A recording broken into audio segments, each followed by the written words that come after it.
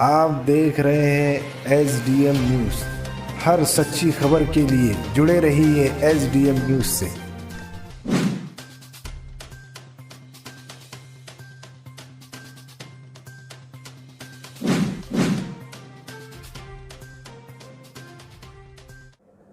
SDM news channel में आपका खैर मकदम है, आपका स्वागत है। मैं हूं रियाद अंसारी।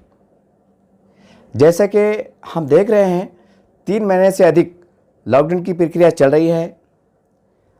समय समय पर उसके अंदर परिवर्तन भी हो रहा है, लेकिन इस पूरे घटनाक्रम में हम देख रहे हैं कि विशेषकर गरीब जनता बहुत बेहद परेशान है। मजदूर वर्ग जो रोज़ कमाता है, रोज़ खाता है, आज उनके ऊपर भूखे मरने की नौबत आ चुकी है। हालांकि सरकार राशन दे रही है 15 किलो 20 किलो, लेकिन ये भी कहने की सच्चाई है कि पूरी तरह से वो गरीबों तक नहीं मिल पा रहा है। अब शिकायत करें तो किससे करें? मैं प्रशासकीय अधिकारी के द्वारा, हमारे प्रशासन के द्वारा मैं सरकार से भी विनती करना चाहता हूँ। यहाँ के माननीय पुलिस कमिश्नर CP साहब, ज़िला अधिकारी साहब, विभागीय आयुक्त साहब और मानापा कमिश्नर साहब, हमने देखा है इससे पहले आपने कई बार मीटिंगें ली हैं और जिसमें आपने शहर के अंदर कोरोना पे हम किस तरह से काबू पा सकते हैं, समाप्त कर सकते हैं, इस पर विस्तार से चर्चाएं हुई। कई तरह से सुझाव आए, सुझाव पर पालन भी हुआ, उसके ऊपर अमल भी हुआ। लेकिन फिर भी हम देख रहे हैं कि रिज़ल्ट जो आ रहा है वो यही आ रहा है कि लगातार निरंतर संख्या बढ़ती जा रही है, कभी 100, कभी 150, कभी 200। अब सवाल ये है सर, ये मेरा नहीं है बल्कि एक आम जनता का सवाल है, क्योंकि मैं पत्रकारिता क्षेत्र से आता हूँ और कहीं ना कहीं मैं आम जनता का प्रतिनिधि हूँ। इसके द्वारा मेरा कर्तव्य बन जाता है कि आज जो जनता के अंदर जो मन में प्रश्न चल रहे हैं, उठ रहे हैं, मैं वो आपके सामने इस चैनल के माध्यम से रखूँ। सर, हमने देखा है अब तक के जो कोरोना के बारे में जो भी बातें निकल के आई हैं, तो उसके अंदर सबसे महत्वपूर्ण बात यह है कि कोरोना के लक्षण जैसा खांसी, बुखार, सर्दी और निमोनिया, ऐसे जो रेगुलर जो हमारी बीमारियां होती हैं आमतौर से, वही लक्षण करीब करीब कोरोना के अंदर दिखाई दे रहे हैं। ऐसा मीडिया के द्वारा भी देखने में आ रहा है और कई डॉक्टर के द्वारा भी इंटरव्यूज़ में बात सामने आई है, हेल्थ डिपार्टमेंट की तरफ से भी बात सामने आई है कि जिसको ये लक्षण दिखाई दे तो वो तुरंत दवाखाने से संपर्क करे, डॉक्टर से अपना इलाज कराए। सर, इसमें एक बहुत ही आश्चर्यजनक बात यह है कि ये जो बीमारियां कही जा रही है, जैसा बुखार है, सर्दी है, खांसी है, निमोनिया है, ये नई बीमारी नहीं है सर। ये हमारे सैकड़ों साल पुरानी बीमारी है। हम देखते हैं बारिश आती है तो सर्दी बढ़ जाती है, ठंडे का मौसम आता है लोग जो तो खट्टे का इस्तेमाल कर लेते हैं तो खांसी आ जाती है। इसी प्रकार से जब गर्मा का मौसम आता है तो लोग जूस का इस्तेमाल करते हैं, तो उसके अंदर जूस में जो केमिकल जो आता है, शाकरीन है, कुछ अलग मात्रा से कुछ लोग खाने पीने में आ जाता है, उस कारण से भी लोगों को खांसी आती है या सर्दी हो जाती है। ये रेगुलर बीमारियां हैं। अब इसको कोरोना से जोड़ देना या कोरोना से देखना ठीक है, अगर उसके लक्षण सेम हैं तो सर वो बीमारी को कोरोना के नाम पे ही लेना ये कहीं ना कहीं गलत है। ये गलत इसलिए है क्योंकि जनता इसको बहुत गलत निगाह से देख रही है।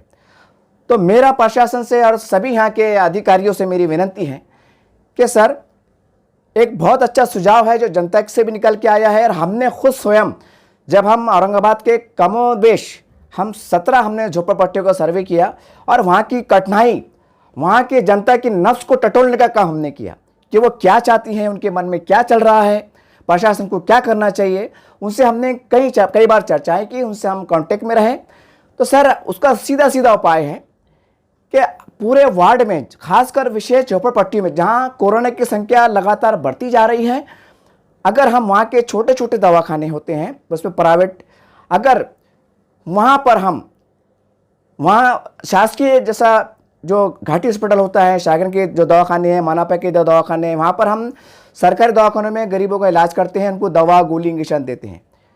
इसी प्रकार से हमने ये भी देख रहे हैं कि आज घर घर जाकर कर्मचारी, आशा वर्कर और टीचर्स जो है तो हर घर घर जाकर जो तो बॉडी लैंग्वेज देख रहे हैं, उनका कितना बुखार है, टेम्परेचर कितना है। इस प्रकार से सर एक सुझाव ये निकल के आया है कि क्यों ना हर मोहल्ले में जो छोटे छोटे दवाखाने होते हैं वहाँ पर वो टीचर, आशा वर्कर या जो भी कर्मचारी आप नियुक्त कर रहे हैं, उनको एक रजिस्टर दीजिए, एक पेन दे के, और वहाँ पर एक ऐलान करा दीजिए व्हाट्सएप के द्वारा और सोशल मीडिया के द्वारा, मीडिया के माध्यम से द्वारा, कि अपने अपने इलाकों में जो भी आपके पास दवाखाने, छोटे छोटे या बड़े बड़े, वहाँ पर आपका सर्दी, जुकाम, खांसी, निमोनिया का इलाज पूरी तरह से फ्री किया जाएगा।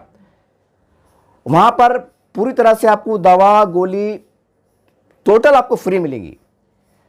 तो उसमें क्या होगा सर कि मोहल्ले के अंदर दवाखाने होते हैं, वहाँ पर लोग आसानी से जा सकते हैं, उनको रिक्शा भी नहीं लगेगा, क्योंकि आमतौर से क्या होता है सर कि बड़े दवाखाने आमतौर से उनके घरों से दूर होते हैं, तो उनको रिक्शा करना पड़ता है। और हम देख रहे हैं कि एक व्यक्ति जब दवाखाने के लिए दूर जाता है तो कम से कम उसको 100 रुपया, 150, 200 रुपये लग जाते हैं।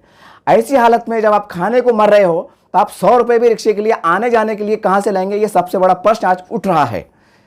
इसलिए मेरी यहाँ के प्रशासन से विनती है कि सर ये बहुत अच्छे से हम उसको निपट सकते हैं।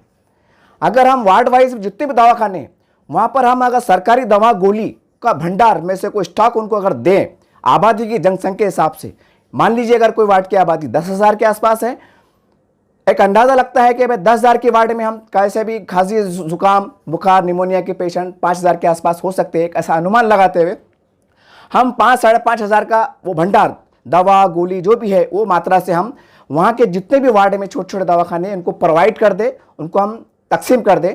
और वहाँ पर आशा वर्कर है, टीचर है, वहाँ पर हम 1-1, 2-2 कर्मचारी को नियुक्त कर दें। डॉक्टर से कहे कि आप अपनी तौर से जैसा आप रेगुलर इलाज करते हैं, सर्दी का है, खांसी का है, बुखार का है, वैसा भी इलाज करते रहिए। उसमें क्या होगा सर, प्राइमरी लेवल के पर सर्दी, जुकाम, बुखार, निमोनिया, टाइफाइड जैसा जो भी है, ये रेगुलर बीमारी होती है। मान लीजिए कि अगर ये रेगुलर बीमारी में ही अगर ये बंदा चल रहा है, चाहे महिला हो या पुरुष हो, तो ये दवा से उनके प्राइमरी लेवल पे वो बीमारी समाप्त हो जाएगी। अगर वो रेगुलर बीमारी से अगर जूझ रहा है, मान लीजिए कि अगर किसी पेशेंट में अगर कोरोना से संबंधित लक्षण पाए जा रहे हैं, तो सीधी सी बात है सर कि वो रेगुलर जो दवाइयाँ खा रहा है, सर्दी है, खांसी है, बुखार है, निमोनिया, उससे तो जाने वाला नहीं कोरोना, क्योंकि कोरोना के लक्षण है ना, वो तो उससे जाएंगे नहीं। लेकिन जो रेगुलर बीमारियाँ होती हैं, मौसमी बीमारियाँ होती हैं, तो कहीं ना कहीं उससे हम अच्छे हो जाएंगे। जैसा मालेगांव में देख रहे हैं, मालेगांव के अंदर प्राइमरी बेस के ऊपर उन्होंने ख़त्म कर दिया है। आज मालेगांव का नाम पूरे महाराष्ट्र में, बल्कि हम कहेंगे पूरी दुनिया में एक चर्चा का विषय बना हुआ है कि मालेगांव शहर एक ऐसा शहर बन चुका है कि जहाँ पर कोरोना नहीं के बराबर है। तो सर इसके ऊपर सोचना चाहिए। अगर जो दवा आप घाटी में दे रहे हैं, जो आप शागन में दे रहे हैं, जो मानापा के आप स्वास्थ्य केंद्र में दे रहे हैं, वही दवा का भंडार अगर प्राइवेट दवाखाने वालों को दे, उनको आप पूरा जो भी आपका तरीके का सिस्टम होता है उसके अंतर्गत एक योजना बना के उनको दे। सर ये डॉक्टर से आप काम लीजिए, हो सकता है अगर कुछ उनको कुछ आप निधि देना चाहते हैं, जो भी एक जो आपको उचित लगता है वो दीजिए।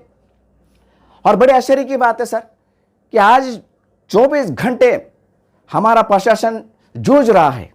हमारे पास कई छोटे छोटे डॉक्टर हैं, बड़े बड़े डॉक्टर हैं, आज पता नहीं आज 6 घंटे ड्यूटी करते हैं, 7 घंटे करते हैं, चले जाते हैं। ठीक है, हम ये नहीं कह रहे हैं कि वो सेवा नहीं कर रहे हैं, लेकिन हम देख रहे हैं कि जो जज्बा सर, जो इच्छा शक्ति से जो काम होता है, वो हम समझते हैं कि 25% ही डॉक्टर ये काम कर पा रहे हैं, 75% एक बहाने के आड़ में छुप रहे हैं कि हम ज़्यादा रिस्क नहीं ले सकते हैं। ये कैसा है सर, कैसा चलेगा सर कोरोना से? आज डॉक्टर बोल रहा है कि हमें भी जान को धोखा है, सब लोग डर रहे हैं। सर फिर एक सीधा सा सवाल ये आता है कि सरहद पर हमारे जो जवान, जो फौजी, जो हमारे देश की रक्षा कर रहे हैं, वो समय आने पे कहाँ नहीं जाते सर?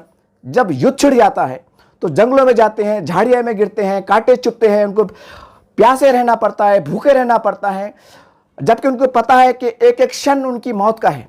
अगर बच गए बहुत अच्छी बात है, जीत हमारी होगी, लेकिन अगर चले गए तो शहीद। इस प्रकार से सर अगर हमारे डॉक्टर्स काम करें जिस प्रकार से हमारा देश का जवान कर रहा है, यकीन मानिए सर, मैं सभी अधिकारी से, सरकार से कहना चाहता हूं, ये भावना से हमें काम करना पड़ेगा। आज मुझे लगता है सर, हमें देख रहे हैं, जो हम जनता से बात कर रहे हैं, जो उनकी प्रतिक्रिया आ रही है, मैं उनकी प्रतिक्रिया की देखते हुए बात कर रहा हूं सर, मेरी अपनी व्यक्तिगत राय नहीं है। अगर डॉक्टर ने कहा कि नहीं, अगर मेरी जान भी चले जाए तो मैं पेशेंट को देखूंगा, सर सीधी सी बात है सर, एक आम व्यक्ति जो झोपड़पट्टी में रहता है उसके पास कुछ नहीं रहता सर, ना दवाई रहती है, ना हैंड क्लोथ रहता है, कुछ भी नहीं रहता सर।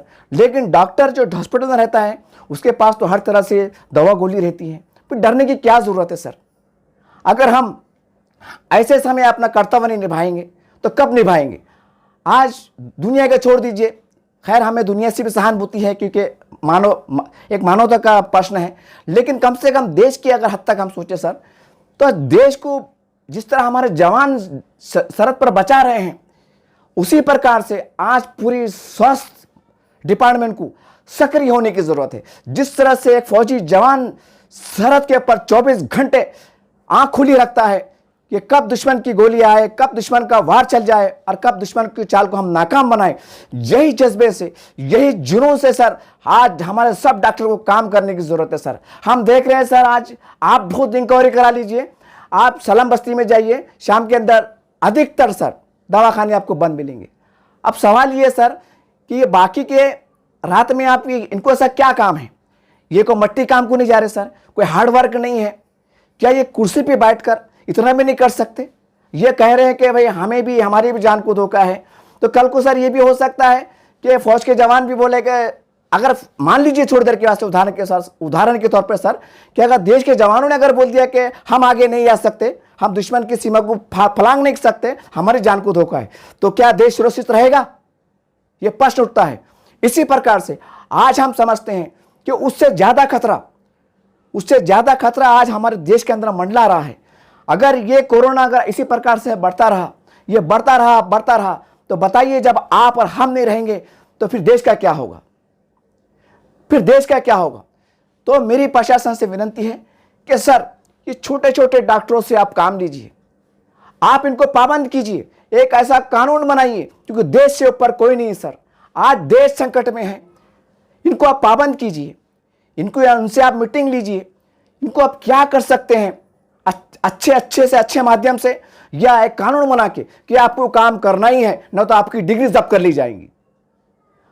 जिस प्रकार से अगर देश के ऊपर युद्ध छूटता है और कोई सैनिक को नोटिस आती है कि देश के ऊपर आज जंग के युद्ध के बादल मंडरा रहे हैं, यह युद्ध शुरू हो चुका है और आपको सरहद पे आना पड़ेगा। मान लीजिए सर, अगर वही फौजी ने अगर प्रशासन को लिख के दिया कि मुझे जान से डर लगता है, मैं जान देना नहीं चाहता और मैं युद्ध नहीं करना चाहता, मैं लड़ाई लड़ना नहीं चाहता, तो बताइए सर इसका मतलब क्या निकाला जाएगा? क्या वो देश का सपूत कहलाया जाएगा? क्या देश का वफादार कहलाया जाएगा? नहीं ना। इसी प्रकार से आज सर तमाम डॉक्टर को 24 घंटे काम करना है, बल्कि मैं कहूंगा कि डॉक्टरों ने ऐलान करना चाहिए कि अगर हमारी जान भी चले जाए तो ये हमारे लिए वीरता की बात होगी, ये देश के ऊपर हमारी जान समर्पण होगी। लेकिन आज डॉक्टर कह रहे हैं, और वो डॉक्टर कह रहे हैं सर जो बड़े बड़े डिग्री वाले हैं, MBBS है, MD है, DC, पता नहीं उनकी कौन सी डिग्रियां हैं, उनके स्टेटमेंट आ रहे हैं। तो आप सोचिए सर, जो झोपड़पट्टी में जो छोटे छोटे डिग्री वाले होते हैं वो तो बेचारे, वो तो बस ही डर जाएंगे, बोलेंगे बड़े बड़े डॉक्टर जब डर रहे हैं तो हमारे पास तो छोटी डिग्री है, हम तो कुछ नहीं कर सकते। तो कहीं ना कहीं वो भी आज इलाज करने से डर जाएंगे, बल्कि डर रहे हैं। आज गरीब लोगों का इलाज नहीं हो रहा है। इसलिए मेरी प्रशासन से विनती है सर, झोपड़पट्टी में जितने भी दवाखाने हैं छोटे छोटे, वहां पर आप सरकारी दवा गोली, जैसा मैंने कहा, सर्दी, जुकाम, बुखार, निमोनिया, टाइफाइड, जो रेगुलर बीमारी होती है बूढ़ों में, बच्चों में, महिलाओं में, जिस प्रकार से बीमारी होती है, वो दवा का भंडार वो वार्ड की आबादी की जनता की जनसंख्या के अनुसार उनको आप दीजिए, प्रोवाइड कीजिए। हर छोटे छोटे डॉक्टर जो भी वहाँ दवाखाने हैं वहाँ पर आप एक सरकारी कर्मचारी का अपॉइंटमेंट कीजिए और देखिए, वॉच कीजिए कि वहाँ पर सही इलाज हो रहा है या नहीं हो रहा है, डॉक्टर सही सेवा दे रहे हैं नहीं दे रहे हैं, उनको दवाई सही बट रही नहीं बट रही है। वहाँ पर आप कैमरे भी लगाइए, और जो भी गरीब व्यक्ति इलाज के लिए आ रहा है उनका आप एक रजिस्टर रखिए कर्मचारी के पास, उनका आधार कार्ड, आने वाले व्यक्ति का आधार कार्ड, उनका फ़ोन नंबर, कॉन्टैक्ट नंबर, जो भी है, जो भी दवाई दी जा रही है, जैसा आप शासकीय दवाखाने में रिकॉर्ड मेंटेन किया जाता है कि एक पेशेंट को कितनी समय में कितनी गोली दी गई, ये प्रकार से काम कर रहे हैं सर। अगर हम प्राइमरी लेवल से अगर जीत जाए ना तो हम बड़ी जंग जीत लेते हैं। हो रहा है सर, हो रहा क्या सर, हम प्राइमरी लेवल पे अनदेखी कर रहे हैं। जैसा हमें प्राइमरी स्टेप पे युद्ध लड़ना चाहिए हम वो नहीं देख रहे हैं, बल्कि हम ये देख रहे हैं कि बड़ी जंग कहां से होने वाली है। जबकि सच्चाई है सर कि प्राइमरी बेस से ही बड़ी संकट बढ़ रहा है। इसके ऊपर हमें बहुत कंट्रोल करने की जरूरत है सर। इसी प्रकार से आज गरीब जनता जो बेरोजगार है, आज खाने के लिए उनके पास नहीं है। सर बताइए, उसके घर में जब बच्चे भूखे मरने पे आए तो वो क्या कोरोना से डरेगा, वो क्या लॉकडाउन से डरेगा, वो क्या कर्फ्यू से डरेगा, वो क्या प्रशासन के आदेश का पालन करेगा। इसलिए मेरी विनती है कि सर इसके लिए एक युद्ध स्तर पर कि हम क्या कर सकते हैं, हम क्या कर सकते हैं, इसके ऊपर सोचने की और विचार करने की आवश्यकता है।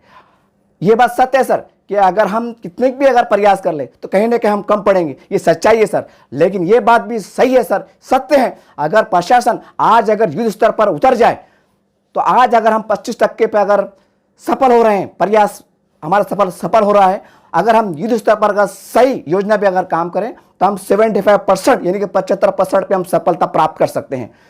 इसलिए मेरी प्रशासन से, पुलिस कमिश्नर साहब से, मनपा कमिश्नर साहब से, विभाग आयुक्त साहब से, जिला कलेक्टर साहब से कि साहब आप बड़े बड़े लोगों पर आप जो है तो मीटिंग ले रहे हैं, हम देख रहे हैं मीडिया के माध्यम से सुझाव आ रहे हैं, जा रहे हैं, जो भी है, लेकिन सर आप जमीन पर उतर के देखिए ना, आप जरा सोचिए, आप गली के अंदर जरा एक आधा घंटा रुक के देख लीजिए, झोपड़पट्टी के अंदर 1 घंटा रुकिए, एक कुर्सी डाल के बैठ जाइए और मानसिकता तो उससे सोचिए कि ये लोग कैसे जी रहे होंगे। तो फिर उसके बाद प्रश्न उठता है सर कि हम कोरोना से कैसे जीतेंगे। आज 8 दिन का लॉकडाउन लग चुका है सर, ठीक है, जनता ने आज आपने उसे जनता कर्फ्यू का नाम दिया है। यह बहुत बड़ी बात है कि आज जनता इतनी परिस्थिति में भी, ऐसी परिस्थिति में भी आपका समर्थन कर रही है, आपका सहयोग कर रही है। सर अगर थोड़ा सा अगर आप मशीनरी अगर हरकत में आ जाए, छोटे छोटे दवाखाने के द्वारा अगर हम प्राइमरी बेस के ऊपर जो बीमारी होती है सर, अगर हम उसको खत्म कर दें तो कोरोना खुद ब खुद खत्म हो जाएगा। अगर प्राइमरी बेस की बीमारियां अगर वाकई अगर ये मौसमी बीमारियां हैं, रेगुलर बीमारियां हैं, वो दवा गोली से वो समाप्त हो जाएगा। अगर कोई व्यक्ति, कोई महिला अगर कोरोना से पीड़ित है तो सीधी सी बात है वो केस सामने आ जाएगा और हमें समझने में, उसका पता करने में हमें आसान हो जाएगा। और जितना आज हम जोर लगा रहे हैं, गली गली जा रहे हैं, पूरी सरकार की मशीनरी काम कर रही है, तो क्या हो रहा है सर, लोग डर के मारे कोई दूसरे मोहल्ले में चले जा रहा है, कोई घर लगा के चले जा रहा है, कोई कुफल लगा के बाहर चले जा रहा है कि भाई डर रहा है कि कहीं मुझे गलती से कोरोना घोषित ना कर दे। सर हम कैसा लड़ पाएंगे। ये मेरी प्रशासन से विनती है कि सर आप प्राइमरी बेस के ऊपर फोकस कीजिए, आप प्राइमरी बेस पे एक तरह का आक्रमण कीजिए। आप यकीन मानिए सर, अगर प्राइमरी बेस के ऊपर हमारी बीमारी हम समाप्त करने में सफल पाते हैं तो कोरोना को जो बड़े स्तर की बीमारी है, फिर कहीं ना कहीं अगर कुछ लोगों में लक्षण पाए जा रहे हैं या कुछ लोग उसमें संक्रमित हैं तो हम उनको जांचने में, उनको पकड़ने में, उनको वाश करने में हम सफल हो गए। हो रहा क्या सर कि छोटी बीमारी वाले और बड़ी बीमारी वाले, जैसा आपने बताया है, जैसा बता रहे हैं स्वास्थ्य वाले कि कोरोना के लक्षण और रेगुलर बीमारी लक्षण सेम है, तो सर सवाल ये है जब डॉक्टर लोग कुछ समझ नहीं पा रहे हैं कि कोरोना है या नहीं। सबसे आश्चर्यजनक तो बात यह है सर कि कोरोना की दवा भी नहीं निकली, तो फिर जनता के मन में सवाल आ रहा है कि जब कोरोना की दवा नहीं है तो ये कौन सी दवाओं से इलाज कर रहे हैं। तो कहीं ना कहीं सर वही है ना, मतलब कि आप रेगुलर बीमारी को इलाज कर रहे हैं, तो सर उसके लिए इतना भयंकर स्थिति पैदा करने की क्या आवश्यकता है। आप जो है तो वही फंड जो आप ताकत लगा रहे हैं वो आप वार्ड वाइज लगा दीजिए। नगर सेवक है, माजी नगर सेवक है, सोशल कार्यकर्ता है और मुस्लिम समाज का ही अपने धर्म गुरु उलमा कराम को मानता है, उनसे आप सहायता कीजिए कि लोगों का विश्वास हम कैसे प्राप्त कर सकते हैं, लोग अपनी इच्छा शक्ति से कैसे दवाखाने पे आए, अपना इलाज कराएं, इसके ऊपर फोकस कीजिए सर।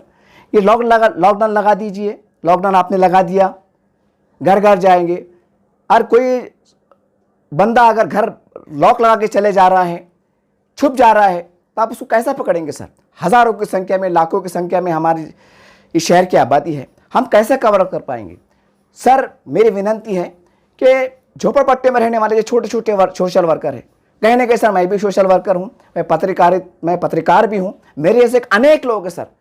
कहीं ना कहीं सर जैसा आप बड़े स्तर पे आप मीटिंग ले रहे हो ना, 1-2 मीटिंग आप ऐसे ही ले लो, छोटे छोटे कार्यकर्ता, छोटे छोटे समाज सेवा, कि हम लोगों का विश्वास किस प्रकार से जीत सकते हैं। तो कहीं ना कहीं जब उनके सुझाव निकल के आएंगे तो हम समझते हैं सर कि प्रशासन को ये मामले से निपटने में बहुत आसान जाएगा।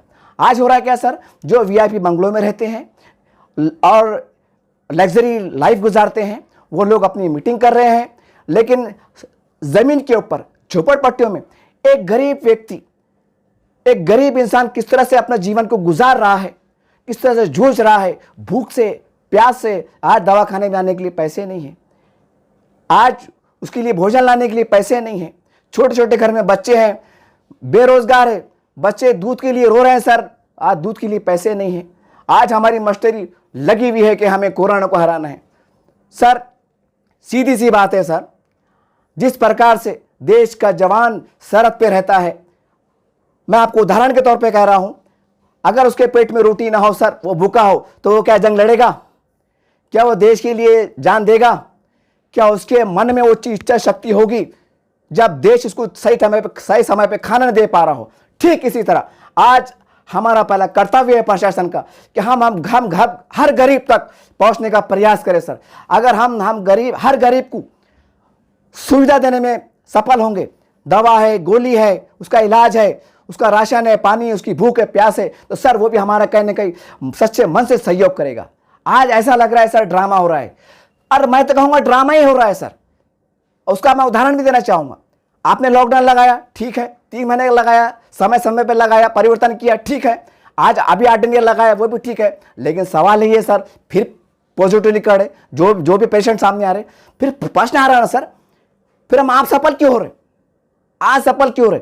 कहीं ना कहीं सर, अगर हमको सही स्तर पर जनता का अगर सहयोग चाहिए, और ऐसी जनता जो झोपड़पट्टियों में रहती है, जहां पर ये पेशेंट ज्यादा पाए जा रहे हैं, तो उनका विश्वास हम किस प्रकार से जीते, उनकी क्या समस्या है, अगर उस पर हम फोकस करें सर, तो हम समझते हैं ये कोरोना से युद्ध, कोरोना की जंग हम लड़ सकते हैं। नहीं तो इसी प्रकार से बड़ी बड़ी मीटिंगें होती रहेंगी, बड़े बड़े अधिकारी आपस में मिलते रहेंगे, और एक गरीब जनता सर बहुत परेशान है। हमने देखा है सर, हम स्वयं देखा है सर। आपसे मेरी हाथ जोड़ के प्रशासन से विनती है सर, इसमें आप सबसे पहले गरीब जनता का विश्वास इस प्रकार से जीतिए कि अगर किसी बंदे को, किसी व्यक्ति को, किसी महिला को अगर सर्दी जुकाम भी होती है मामूली सा, तो उन्हें स्वयं अपनी इच्छा शक्ति से दवाखाने में आना चाहिए। खाटी का दवा करना है, शागन का दवा करना है, खटखट गेट पे गरीब नवाज का दवा करना है, छोटे छोटे दवाखाने हैं जहाँ भी गवर्नमेंट के सेंटर खुले, वहाँ उन्हें आना चाहिए। उसको विश्वास होना चाहिए अगर ये कोरोना से अगर मैं संक्रमित हूँ तो प्रशासन मेरा पूरा सहयोग करेगा, मेरे परिवार का ध्यान देगा, मेरे परिवार को राशन देगा, मेरे परिवार की जिम्मेदारी निभाएगा। अगर हम कहीं ना कहीं थोड़े औरंगाबाद शहर में 10-20 एग्जाम्पल दे दे सर, कि अगर कोई कोरोना पेशेंट निकलता है और प्रशासन की ओर से उस कुंबे की, उस खानदान की पूरी सहायता की गई, तो कहीं ना कहीं लोग आगे आएंगे सर। उनको लगेगा अगर नहीं हम आगे आओ क्योंकि प्रशासन हमारे साथ है। अगर वो बंदा आगे आएगा, वो व्यक्ति आगे आएगा सर, तो उसके द्वारा जो सैकड़ों की संख्या में जो बीमारी कोरोना फैलने का हमें जो डाउट है वो कहने के समाप्त हो जाएगा। आज हम करोड़ों रुपए खर्चा कर रहे हैं सर, उसको सही योजना कीजिए सर। जिस प्रकार से अधिकारी स्तर पर आप मीटिंग ले रहे हैं, हमारी आपसे विनती है सर, ऐसे समाज सेवक को भी अलग अलग रूप में कि 4 हमारे प्रमुख अधिकारी बैठे और उसमें हमारे जैसे या हमारे से भी अच्छे जो है सर, उनको बुलाइए आप और उनसे सुझाव लीजिए कि आपने गरीब बस्तियों में काम किया है, आप गरीब बस्तियों में घूम रहे हैं, आप सुझाव दीजिए कि हमें जनता का विश्वास हम किस प्रकार से जीत सकते हैं। वो आपको सुझाव देंगे एक साथ, वो रियलिटी में रहेंगे, वो ओरिजिनल रहेंगे। बाकी अगर ऐसी चलता रहा सर, तो पता नहीं है कब तक लॉकडाउन चलेगा, क्योंकि सर आप गरीबों की सहन शक्ति समाप्त हो रही है। बताइए सर, मैं हूं, अगर मेरे घर में मेरे बाल बच्चे भूखे मर रहे हैं, अगर मेरे घर में खाने को नहीं है, उस वक्त मेरी मानसिकता ऐसी बिगड़ जाएगी सर कि मैं सोचूंगा नहीं कि बाहर कर्फ्यू लगा हुआ है, कि मुझे पुलिस प्रशासन मारेगा, मुझे उठा के जेल में डालेगा, क्या मेरे साथ क्या होगा। सर ये मानसिकता लगभग हर मजदूर व्यक्ति की बन चुकी है। मेरी आपसे विनती है सर कि अगर हमें सही मानों में अगर ये युद्ध को जीतना है, तो गरीब जनता की समस्याओं को देखिए आप, छोटी छोटी समस्याओं से आप निपट लीजिए, बड़ी समस्या खुद ब खुद समाप्त हो जाएंगी। ये मेरा विश्वास है सर। ये मेरा भी नहीं सर, मैंने बहुत बारीकी सर्वे किया है सर, मैंने कई लोगों से बातचीत की है, उनके मन को टटोला है सर, उनकी नस को टटोला है सर। जो बात निकल के आई है वो ये है, अगर हम जनता की समस्या का निवारण करने में आज सफल रहे तो सर मुझे बड़ा दुख हो रहा है। आप कितना भी लॉकडाउन लगा लीजिए, कुछ होने वाला नहीं है, क्योंकि जब गरीब जनता की समस्या का निवारण हम नहीं कर सकते तो बताइए फिर वो जनता प्रशासन से सहयोग किस प्रकार से करेंगे। ये बहुत बड़ा प्रश्न है।